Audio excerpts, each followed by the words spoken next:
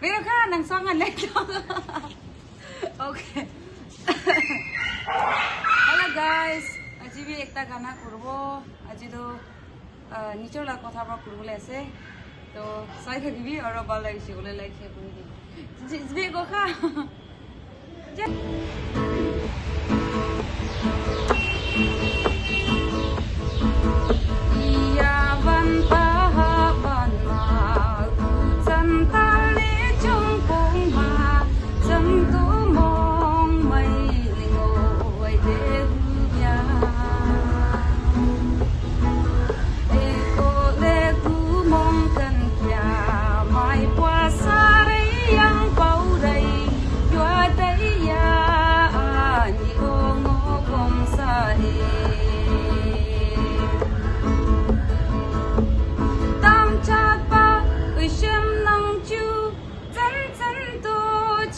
Ko